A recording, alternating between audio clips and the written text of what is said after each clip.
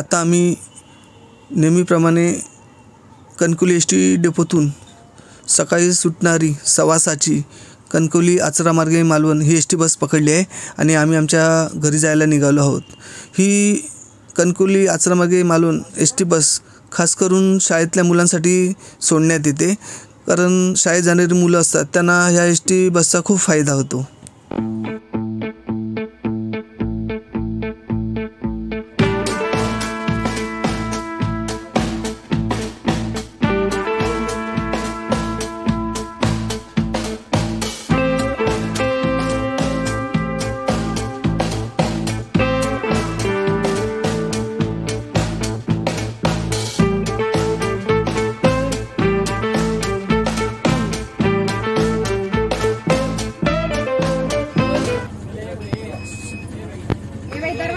मागे चला की चल ना आचऱ्यावाले मागे चला ना जरा तुम्ही आचऱ्यावाले मागे चला चला चला आचऱ्यावाले मागे चला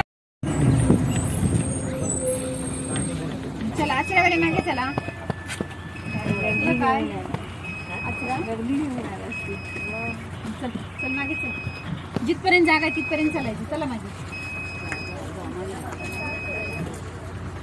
मागे चला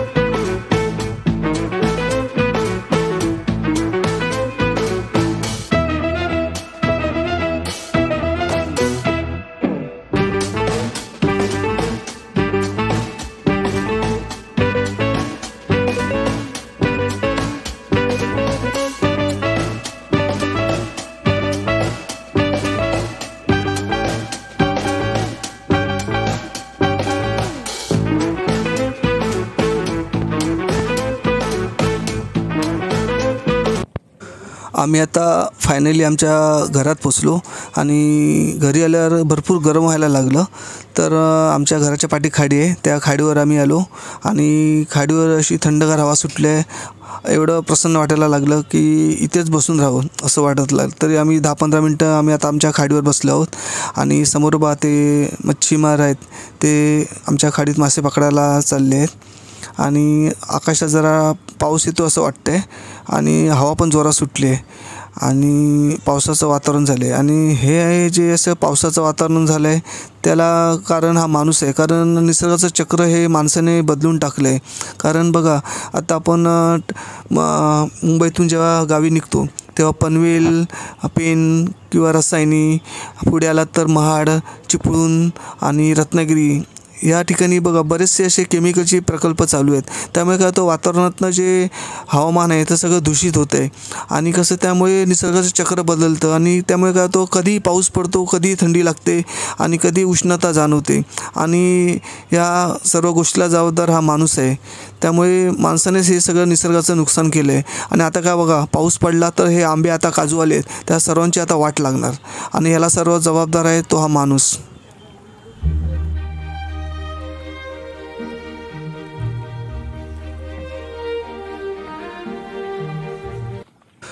आता मी थोडं खाडीतून फेरफटका मारायला सुरुवात केली आहे, कारण एका जागेवर बसून वैताग आला होता. तर आता चालत चालत असं आमच्या खाडीतनं आम्ही पुढे आलो आहोत आणि आता थोडी आता भरतीला सुरुवात होते. पाणी हळू असं वाढत चाललं आहे आणि मच्छीमार आहेत ते मासे पकडण्याच्या तयारीत आहेत. आणि इथेही बघा खूप शांतता आहे. हा समोर जो गाव पाहतात तो आहे तळाशील आणि हा आमचा रेवंडी गाव, आणि पुढे उजव्या साईडला जो गाव आहे टोकाला तो तोंडोळी, म्हणजे माझा मामाचं गाव. म्हणजे किती प्रसन्न वाटतं बघा. आणि आमची नदी बघा किती स्वच्छ आहे आणि पाणी किती दिसतंय निळं शुभ्र बघा. आणि मुंबईत ते तुम्ही समुद्रकिनारे बघाल तर एकदम अस्वच्छता असते. याउलट आमच्या कोकणातले समुद्रकिनारे आणि खाडी बघाल तर स्वच्छता आमच्या कोकणात असते. आणि आता लोक बघा कुंभमेळ्याला जातात का, ते तिथे आंघोळ करायला, पवित्र व्हायला. पण आम्हाला कुंभमेळ्याला जायची गरजच नाही, कारण आमची खाडी एवढी स्वच्छ आहे. तर आम्ही इकडे आंघोळ केली म्हणजे आम्ही कुंभमेळ्यालाच गेल्यासारखं आहोत. आणि आमची जी खाडी आहे ही खरे आमच्यासाठी एक वरदान आहे, म्हणजे ही आमची लक्ष्मी आहे. म्हणून आमच्या गावाला सुख संपत्ती आणि वैभव लागलेलं आहे. आणि बघा मुंबईत पण जे समुद्रकिनारी राहतात, म्हणजे समजा नरिमन पॉईंट, जुहू, बांद्रा या साईडला बघा श्रीमंत लोक राहतात, म्हणजे काही जे समुद्रकिनारी राहतात. आणि आमचं हे जे गाव आहे मालवण, हे पण समुद्र आणि खाडीच्या किनारी आहे. त्यामुळे इकडे कसं वैभव भरपूर ह्या आमच्या मालवणला लाभलेलं आहे. आणि आपण जे समोर पाहतात ते कालवाचं खडक आहे, म्हणजे ह्या ज्या दगडावर जे व्हाईट आले आहेत हे कालवे आहे. हे फोडून जे आतलं त्यातलं मांस काढलं जातं आणि मग तो भाग असा पांढरा दिसतो. आणि हे जे कालवं आहेत ते जांभ्या दगडावर तयार होतात. म्हणजे समजा एखादा जांभा दगड खाडीत पडला तर काही महिन्यांनी त्यावर अशी कालवं तयार होतात. आणि ही जी कालवं आहेत ती चवीसाठी अप्रतिम अशी कालवं चवीसाठी लागतात. आणि जर तुमचा या कालवाच्या दगडावर पाय पडला तर तुम्ही रक्तबोंबाळ होऊ शकता, कारण या कालवाला जी खडकावर धार असते ती ब्लेडपेक्षाही म्हणजे अशी पॉवरफुल या खडकाला धार असते. त्यामुळे या खडकावर पाय ठेवताना जरा सांभाळूनच.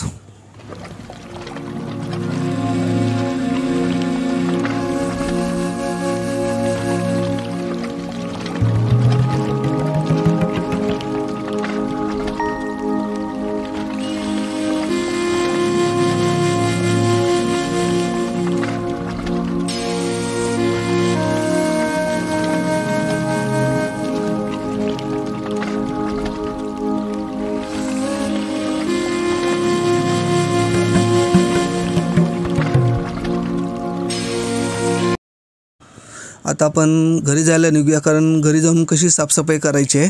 आम्ही इथे फिरायला आलो आहोत, पण आता लवकर घरी गेलं पाहिजे, कारण तिकडे साफसफाई करायची आहे. बघा कसं सूर्य उगवला आणि पक्ष्यांचा कसा किलबिलाट चालू आहे तो.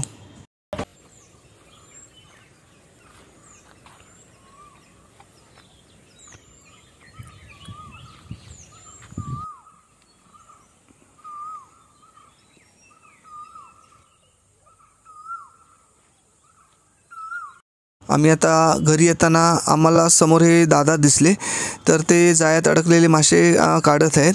आणि त्यांच्या ज्या मांजरी आहेत त्या हे ताजे ताजे मासे खात आहेत.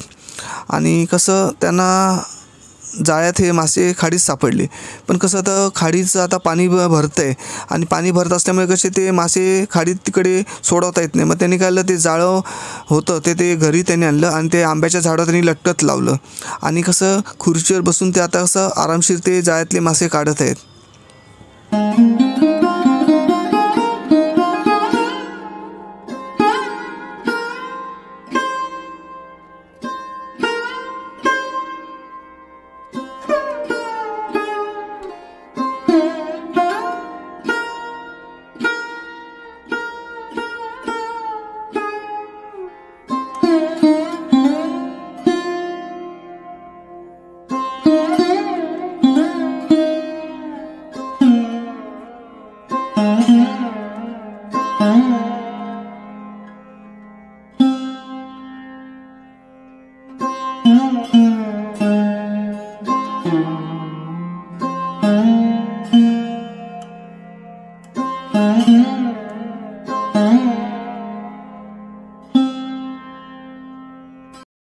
आता या दादाने आम्हाला विचारलं की तुम्हाला मासे हवेत का, तर कसे हे आता ताजे मासे आहेत आणि आम्ही मुंबईवरून पण आता नुकतंच उतरलो आणि त्यामुळे कसे ताजे मासे आहेत म्हणजे कसं जे निस्त्यागाचा जो प्रश्न असतो तो आता सुटून जाईल. म्हणजे कसं भात केला आणि या माशाच्या सारावर जेवण म्हणजे चांगलंच होईल. मग आम्ही त्यांना म्हणालं की हो द्या आम्हाला मासे. मग आता त्यांनी आम्हाला ते सांगितलं की तुम्ही मासे घेऊन जा. मग ते आता ते घरातनं त्यांनी मग पिशवी आणायला त्यांनी पाठवलं आणि ते आता आम्ही ते मासे आहेत ते आता आम्ही घेऊन आता घरी निघत आहोत. कारण कसं हे असे आपण जे मुंबईत खातो ते बर्फातले मासे असतात आणि हे ताजे मासे खाल त्याची चव वेगळी अप्रतिम अशी चव लागते. तर आता आम्ही हे मासे पिशवीत भरून ते घेऊन जात आहोत. कारण कसं आपल्याला मुंबईला असे ताजे मासे मिळत नाहीत आणि हे बघा आता ताजे खाडीतले मासे आता आम्ही घरी घेऊन चाललो आहोत. खरोखर ते आम्ही दादांना धन्यवाद दिलं आणि घरी जायला आम्ही निघालो. पूर्वजांनी बरोबरच म्हटलं की दाणे दाणे पे लिखा है खाने वाले का नाम.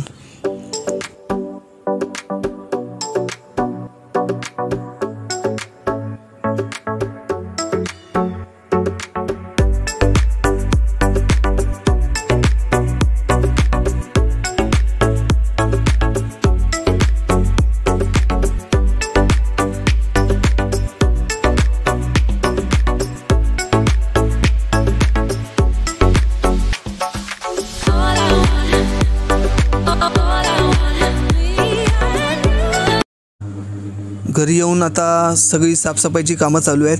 कारण झाडाची जी सुकी पानं पडली आहेत तर ती एकत्र करून ती आम्ही आता जाळून टाकणार आहे.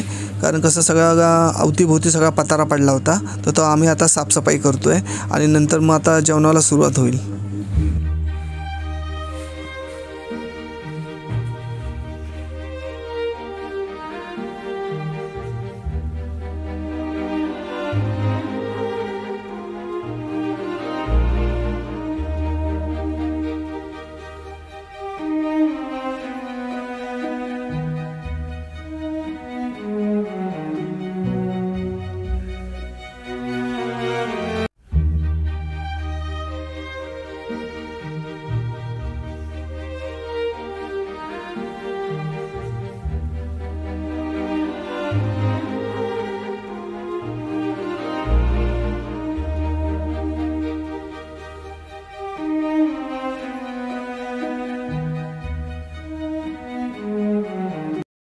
गावी आलं की असं साफसफाई करण्यातच दिवस निघून जातो. आराम हा कधीच नसतो आणि कसं गावी आलं तर हे सगळं करायलाच पाहिजे. कारण आपण नाही करणार तर काय लोक येऊन करणार आपली घरातली कामं.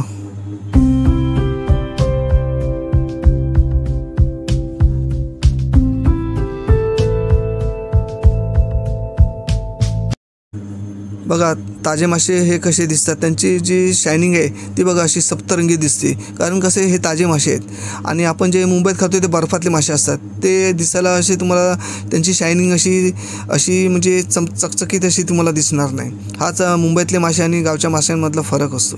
आमची मांजर बघा मासे खायला बघते आणि हे आई आता आमची मासे साफ करायला घेतले. हे आपण जे पाहत आहात ह्या माशांना आमच्या मालवणमध्ये बुराटे असे बोलतात आणि हे अतिशय चविष्ट असे मासे असतात.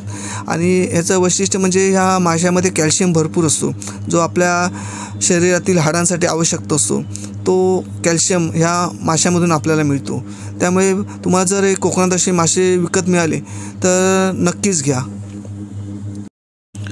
आणि हे मासे बारीक असल्यामुळे हे मासे सुट्टी करण्याकरता खूप वेळ जातो आणि त्यासाठी कसं मदतीला असे दोघं-तिघं असले तर कसं पटापट हे मासे सुट्टी करून होतात आणि एकट्या माणसानं करायचं म्हटलं तर भरपूर वेळ जातो.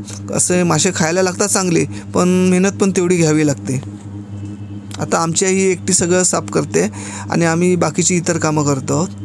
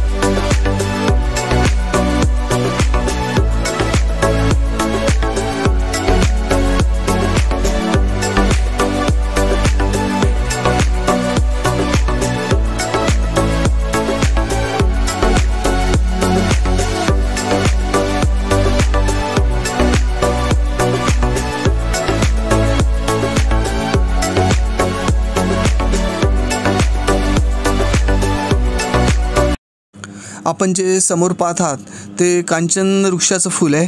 किती सुंदर फुल आहे ते पहा. आणि ह्या फुलाचं वैशिष्ट्य की जे माकड असतात ते ह्या कांचन झाडाचं हे फूल आहे आणि त्याची पानं भरपूर खातात, कारण हे झाड एक औषधी झाड आहे. आणि एक गोष्ट तुम्ही नेहमी लक्षात ठेवा, माकड जे खातं ते आपण माणसाने खाल्लं पाहिजे.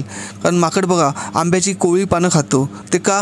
कारण आंब्याची कोवळी पानं जर तुम्ही खाल्लीत तर तुम्हाला थकवा आणि दम कधीच लागत नाही. तसेच माकड बघा चिंचेची पानं खातं, पुन्हा जास्वंदाची पानं खातं, शेगूल असतो त्याची पानं खातं. का?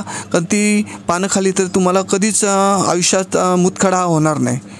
तसेच माकड बघा कच्ची कैरी खातं आणि कैरी खाताना ते काही आंब्याची ती कोय असते, म्हणजे जी बी असते आंब्याची, त्यातल्या आतमध्ये जो पांढरा गर असतो ते माकड खातं. कारण का? कारण ते जो पांढरा गर असतो तो अतिशय कडू असतो, पण ते माकड खातं. का?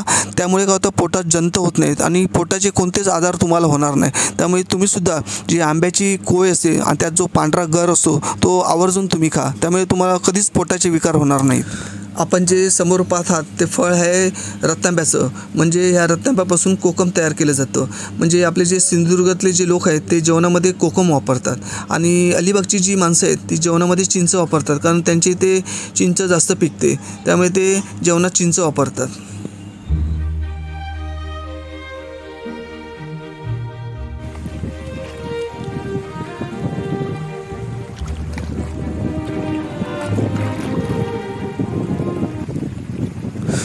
बघा खाडीला भरपूर अशी भरती आलेली आहे. पाणी बघा त्या दगडांच्या वर आलेलं आहे आणि ह्या भरतीला खाडीमध्ये मासे भरपूर मिळतात, कारण समुद्रातला जो मासा असतो तो खाडीमध्ये घुसतो आणि सुकतीला कसं खाडीतला मासा असतो तो समुद्रात जातो, त्यामुळे सुकतीला मासे मिळत नाही.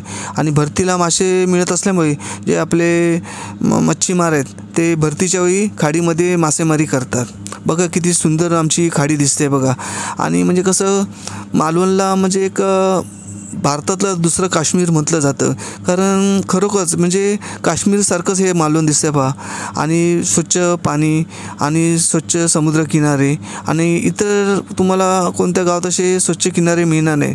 आता असं निसर्ग जो आहे तो तुम्हाला मालवण, वेंगुर्ला, देवगड, विजयदुर्ग या तालुक्यामध्ये भेटेल. पण बाकी तुम्ही जर जाल तर कणकवली म्हणा, कुडाळ म्हणा, सावंतवाडी, वैभववाडी, लांजा इथे तुम्हाला असा निसर्ग पाहायला मिळणार नाही. कारण जिथे समुद्र आहे तिथे लक्ष्मी आहे. कारण लक्ष्मी आहे ही तुम्हाला माहीत असेल की समुद्र मंथनातून निर्माण झाले, म्हणून लक्ष्मीला सागरकन्या म्हटलं जातं. आणि हे जे वैभव आम्हाला मिळालं हे आमच्या खाडी आणि समुद्रामुळे. आणि आमच्या गावाचं नाव हे 7 समुद्रापलीकडे गेलं ते एका व्यक्तीमुळे, आणि ते व्यक्ती महान व्यक्ती आमच्या गावातील ते होते माननीय श्री मच्छिंद्र कांबळी, ज्यांनी मालवणी भाषा ही 7 समुद्रापलीकडे नेली. अशा या मच्छिंद्र कांबळी यांचा हा मालवणमधील रेवंडी गाव.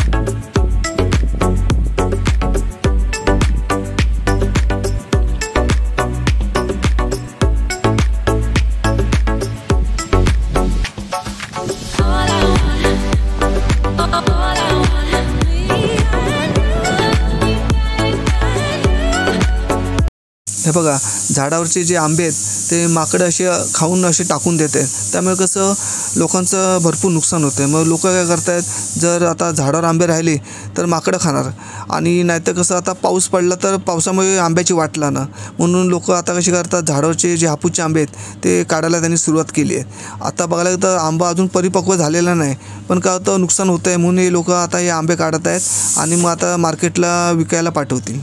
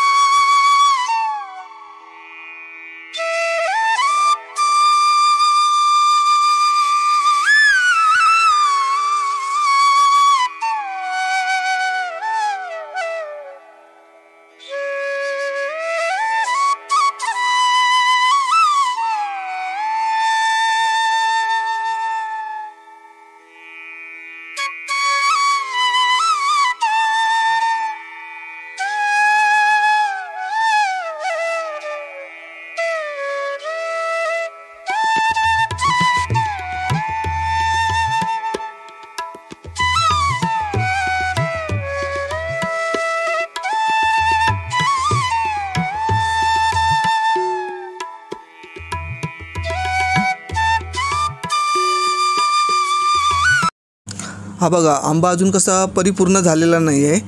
आंबा हा कोवळाच आहे. आता हा आंबा झाडावरनं काढताना पडला तर त्याने आम्हाला आंबा दिला, कारण कसं पडलेला आंबा पेटीत ठेवत नाही. कारण जर पडलेला आंबा जर पेटीत ठेवला तर बाकीचे सर्व आंबे खराब होतात. त्यामुळे हातातून जर आंबा पडला किंवा झाडावरनं काढताना पडला तर ते पेटीत टाकत नाहीत, तो आंबा वेगळा ठेवतात. तर त्याने तो आंबा आम्हाला दिला. तर आम्ही हा जो कैरी आहे, म्हणजे आंबा नाही म्हणजे कैरी आहे ही, तर ही कैरी आता आम्ही जे मासे आणले आहेत त्याच्यात कच्ची कैरी तासून टाकणार. त्यामुळे कसं मच्छीचं जे आमटी असते ती अप्रतिम अशी होते.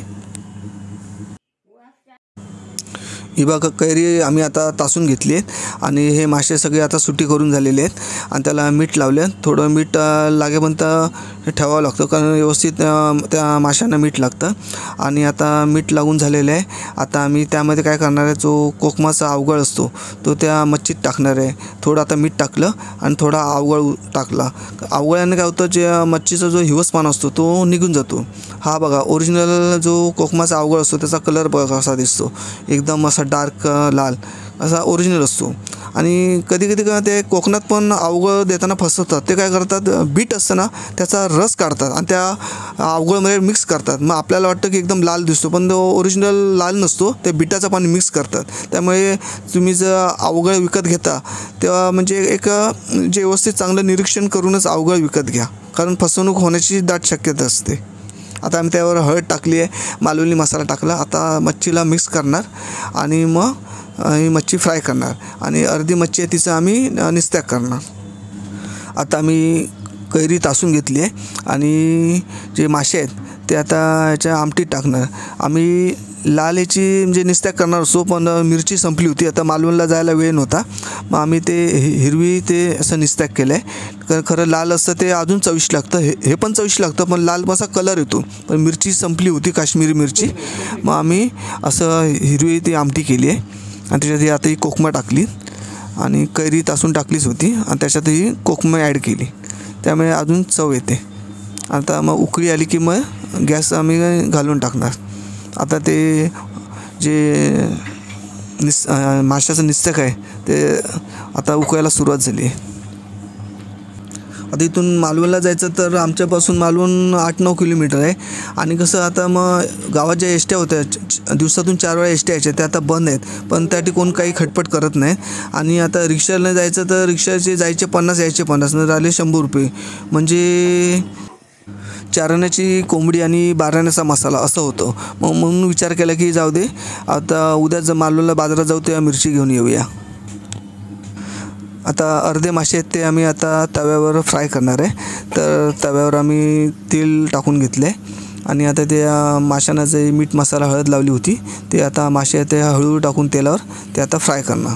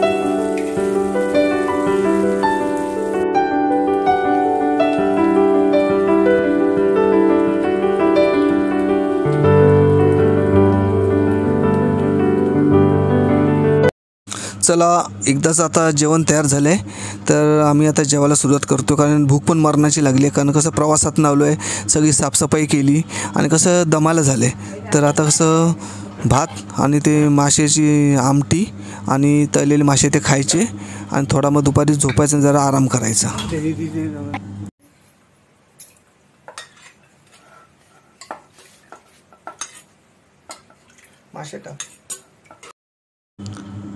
आणि बुराट्याचं हे सार आहे ना, ते जेवताना ना गरम गरम उचलून प्यायला बरं वाटतं.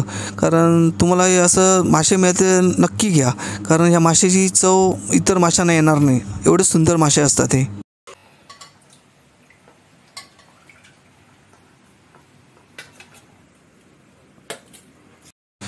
आणि तोंडाला हे आता कैरीचं ताजं लोणचं घेतलं आहे, त्याने कसं घास पटकन उतरतो.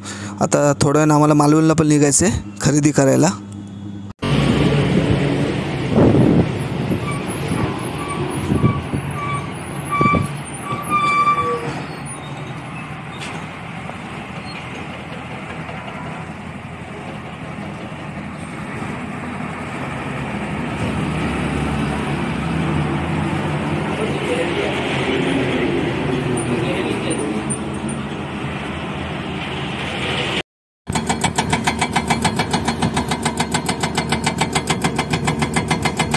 आपण जो समोर JCB पाहतात, तर आता कोकणात काय होणार आहे, ज्या लाईटच्या तारा असायच्या बघा, त्या पोलवरनं जायच्या, आणि त्यामुळे कसं पावसात जर हवा जरी सुटली तरी लगेच लाईट म्हणजे बंद करायची.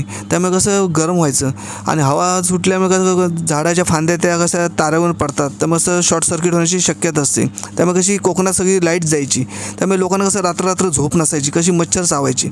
आता तसं नाही होणार. आता काय, आता जमिनी खालून आता जी वायर असते लाईटची, ती आता प्रत्येक सिंधुदुर्ग जिल्ह्यात जोरात काम चालू आहे. सगळी ठिकाणी म्हणजे सावंतवाडी, वेंगुर्ला, मालवण या ठिकाणी आता कसं जमिनीतून असं वायरिंग करणार आहे.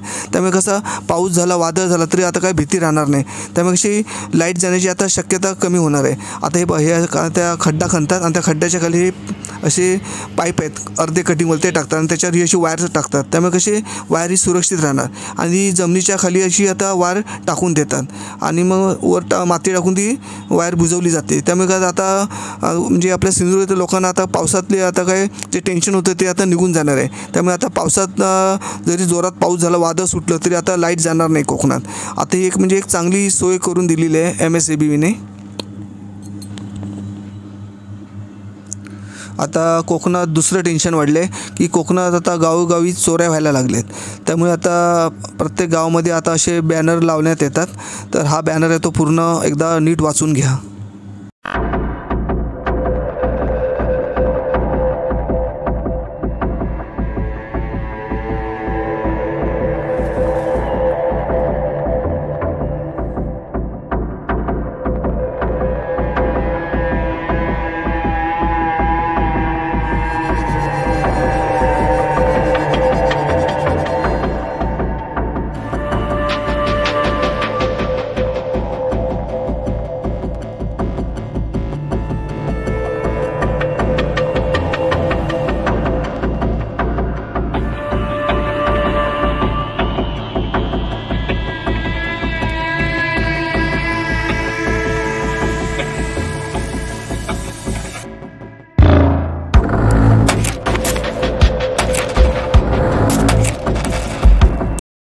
आता आम्ही मालवणला चाललो आहोत, बाजार करायचा आहे, आणि कसं गुढीपाडव्याच्या पण अशा काही वस्तू घेऊन यायच्यात, फुलं बिलं. तर आता आम्ही मालवणला चाललो आहोत, तर चला जाऊया आपण मालवणला.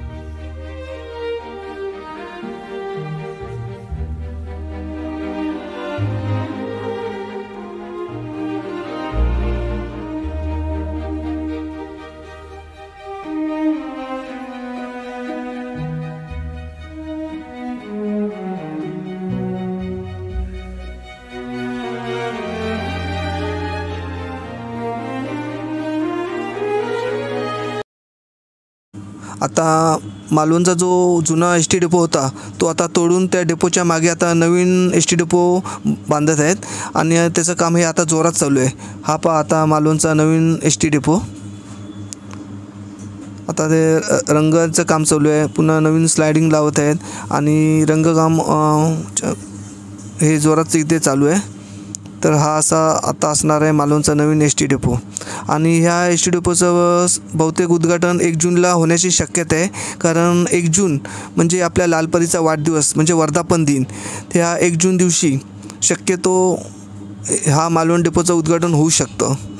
आता काम हे कामगार जोरात हे काम करत आहेत. किती सुंदर डेपो बांधला आहे बघा. मालवणचा जो जुना एस टी डेपो होता त्याचं जे उद्घाटन झालं त्याचा तो मी एक व्हिडिओ शूट केला होता.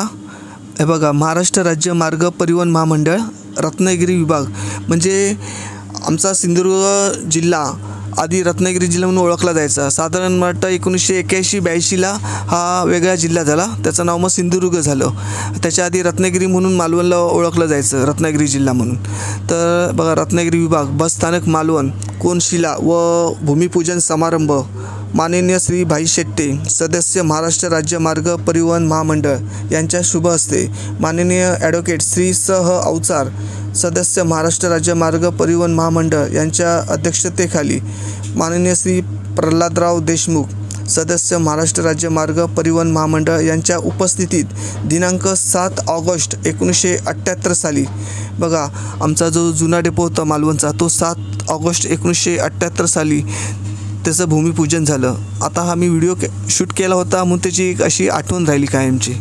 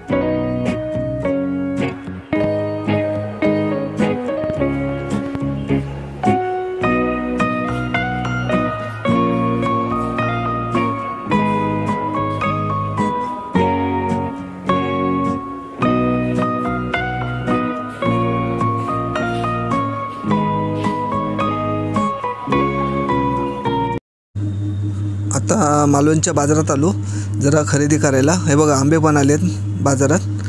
आंब्याचा आता रेट विचारला तर 1 डझनचे 800 रुपये सांगत आहेत. आंबे महागच आहेत तसे बघायला गेले तर. आणि मग आम्ही आता भेंडी विकत घेतली, जरा भाजी करायची होती आणि भेंडे घेतले आणि त्या गावठी मिरच्या असतात त्या घेतल्या. कारण ह्या मिरच्या आहेत बघा, ह्या सुकून उन्हामध्ये सुकून एकदम चविष्ट अशा मिरच्या लागतात. आता केळी होती, शेंगा होत्या, तर आम्ही ठराविक भाजी घेतली. आता ही मनीमाऊ बघा दुकानात कशी बिस्लरीच्या बाटल्यावर आरामशीर झोपली आहे. तिला पण असं गरम होतं आहे, मग ती अशी बाटल्यावर अशी शांतपणे अशी झोपली आहे बघा. मालवणच्या बाजारात ऊन एवढं कडक लागत होतं, असं वाटत होतं की कधी घरी जातो असं, कारण भरपूरच असं उन्हात तापायला होत होतं. आता घरी आलो तर आता आम्ही गुढीची पूजा करायची आहे आम्हाला, तर आता आम्ही गुढी उभारत आहे.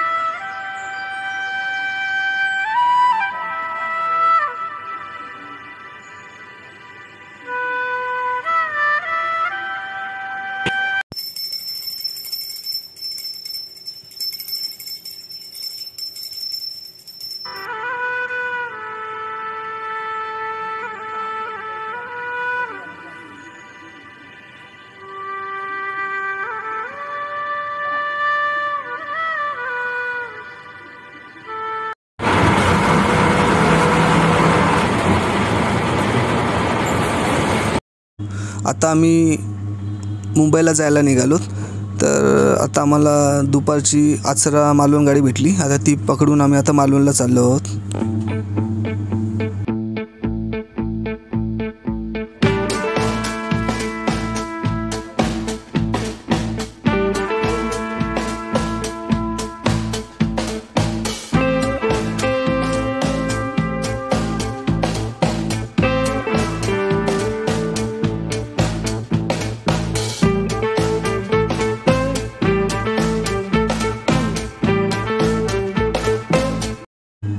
आता आम्ही मालवण डेपोत उतरलो. आता इथून आम्हाला दुसरी एस टी पकडायची आहे रेल्वे स्टेशनला जायला. तर आता आम्ही एस टीची वाट बघत आहोत. आता एस टीची वाट बघून बघा माणसं थकून जातात. आता ह्या ताई आहेत त्या वाट बघता बघता त्यांना डुलकी आली आणि त्या आता झोपल्या आहेत. आता बघा कारण एस टी कशा टायमावर गाड्या नसतात ना, त्यामुळे लोक अशी थकून जातात. आता आम्ही दुसरी एस टी पकडली आणि आता आम्ही रेल्वे स्टेशनला जायला निघालो आहोत.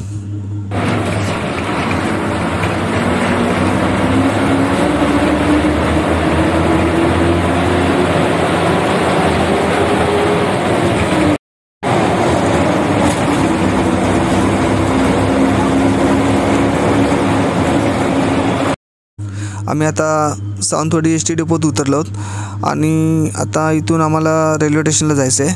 तर रेल्वे स्टेशनला जाणारी गाडी यायला अजून 10-15 मिनटं लागतील.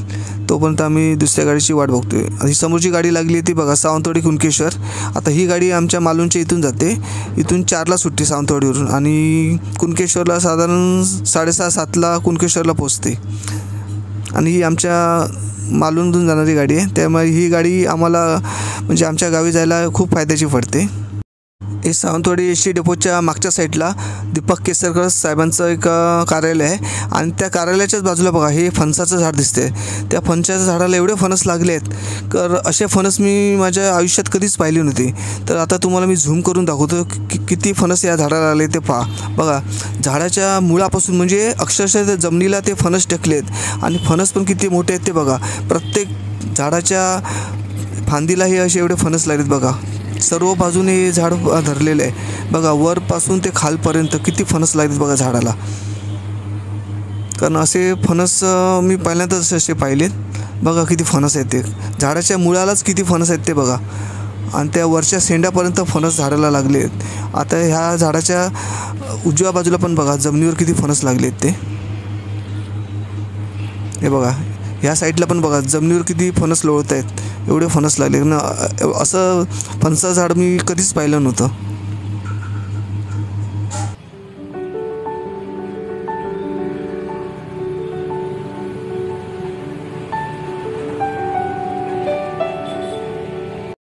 आता आम्ही सावंतवाडी रेल्वे स्टेशनला आलो. तर गाडी सुटायला अजून 1.5 तास आहेत. तर माणसं हळू आता यायला लागली आहेत. केळी तुमची काय? वेलची केळी नाही ना? ही सुद्धा बरी आहे. वेलची नसती ते बघ खान बरी आहे. उद्या असली असते बरोबर. गवार जून झाली काय? नाही दूध नाही झाली कोळीला काळपट दिसता ना. इथे शेत माझ्या दिसतात काही. हा बरोबर. तुम्ही पिकवतास? हो आम्ही शेतातली. बरोबर. यावर्षी आंबे कमी आहेत. हो आंबे कमी आहोत पण असंच आहे.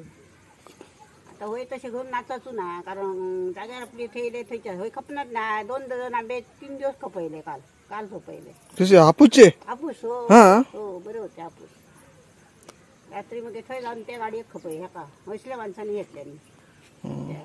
पण आंबो कमी आहे गेल्या वर्षीपेक्षा. हो, कमी आहे. खय खय झाडा इली खय खय नाही इली.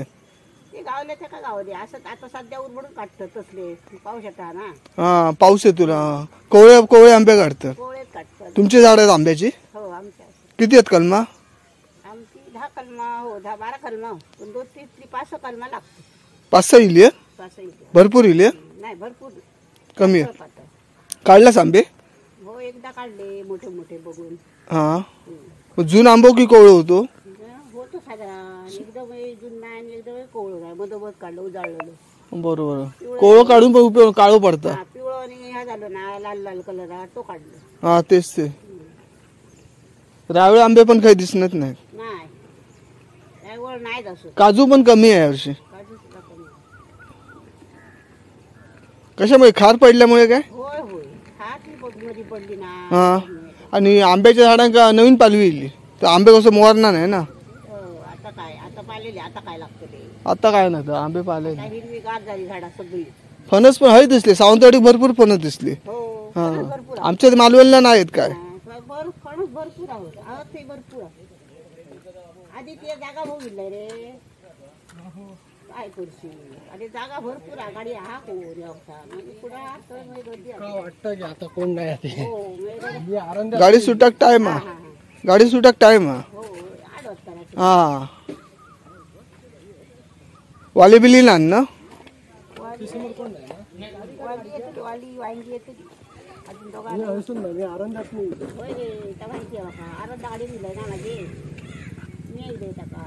तुम्ही काय होता आरून द्या नाही ना मी आम्ही हवे घेऊ बाजू.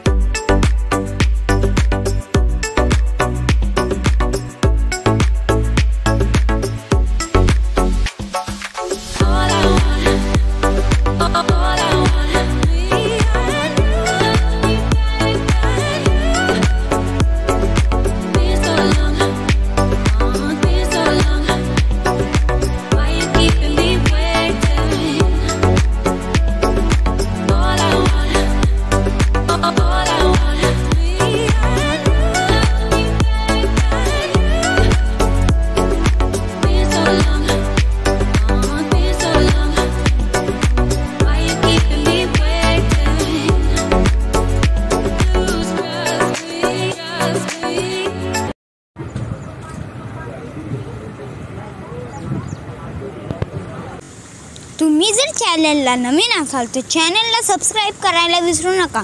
बाजूची जी बेल आयकॉन असेल त्या नक्कीच दाबा. आपले नवीन नवीन व्हिडिओ बघायला मिळतील. थँक्यू.